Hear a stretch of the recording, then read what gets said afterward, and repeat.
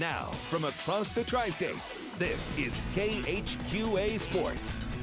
Riding the hottest of hot streaks and with a Division III opponent on tap, it was a bit of a foregone conclusion tonight that the Western Illinois Leathernecks would run their current win streak to 10 games. And that is exactly what they did tonight. Coach Mo, of the mindset there are no bad opponents, only bad efforts, and his team gave a good one. Terrell Parks setting a tone early off the Remy Roberts-Burnett miss. There's Mr. Parks rushing in for one of his 11 rebounds in the night. Ciola Clark also going to find the aforementioned Mr. Parks, whose recreation tonight was dunking on back-to-back plays in this one, as Terrell Parks wouldn't miss a shot tonight. 11 of 11 from the field, no less, for 22 points to lead all scorers in this ball game. Got plenty of help in this. Great passing here from Ciola Clark, who hooks up to Mr. McAvoy, who finishes nicely right there. Ciola Clark with 12 assists on the night, and this is just pretty. The young freshman Jordan Foster will slow it down for you. Look at the ball fake right here as he's breaking ankles and leaving jock straps strewn all over the floor. Great bucket for him right there. Foster getting it done. Don McAvoy, how about the hesitation move right here? Gets people up and under and over. Easy bucket for Mr. McAvoy. And then Mike Ocherobi had himself a real nice night as well. The centers tonight for Western Illinois, a combined 19 of 19 from the field as Western takes care of business and wins, scoring 95 points in a ball game for the first time in 193 contests. 95-48 is your final. Western headed on the road this weekend. Also in college basketball, the John Wood women, victors on the road over Monmouth Junior Varsity. Final count in this one was 60-55. The John Wood women are now 9-6 on the season. Well, he's got just one loss on the season and is now ranked 6th in Illinois Class 3A wrestling at 170 pounds. To suffice it to say, Quincy High's Dakota Downs has really stepped up his game this season. I'm trying to break the kid down and get him tired to where in the third period that they're not wanting to do anything, and then that's when I try to pin them and stuff. He's overcome his flaws and just been, everything's, when he hits something, he's doing 100 miles per hour.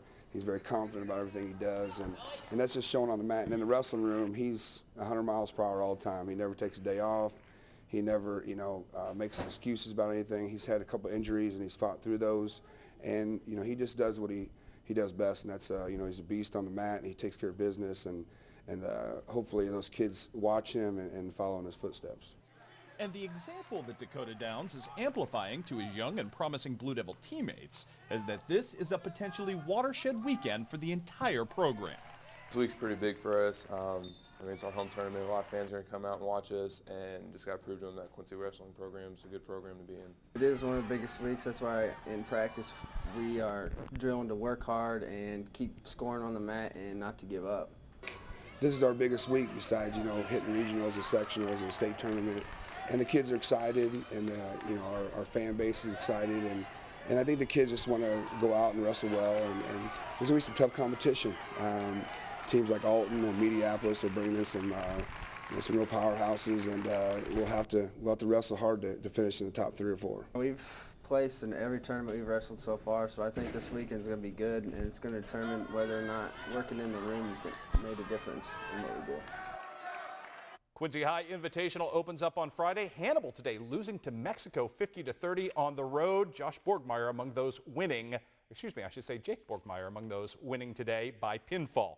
Also in basketball today, Pleasant Hill knocked off by a rout. 42-22 was your final. Dylan Jones with 14 points in that one. Another overtime game from the Winchester Invitational as Western knocks off Calhoun in double OT 62-60.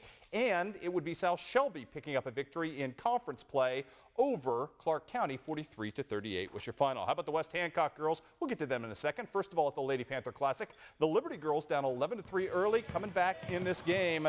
This, my friends, a beautiful move by Miss Miranda Nyson with the big take, and the comeback was on. Ashley Leveringhouse from the outside with a 3, and Liberty Payson comes all the way back to win this ball game. Final count in this one sees Liberty Payson victorious 43-32. I mentioned West Hancock. They were taking on the Q&D JV squad. Early start right here. Good for Shelby Kaler as she's going to knock down the bucket right here. followed up by Allison DeWald with another bucket. 1 point lead for West Hancock at the half, but Ashley Wensing and Q&D's JV pulls off the major upset tonight as they get the victory by 9. Final count in this one in favor of the Q&D JV, 50-41 was your final there. Other girls scores tonight from the tournament. They included Central Southeastern upsetting South Fulton and Brown County getting knocked off tonight by Monrose. Also in girls action, West Prairie falls by 8 to Ridgewood, and the Clark County girls by 16 over South Shelby, 56-40 was your final in that ball game. All right, thanks, Chris. We'll be back with another.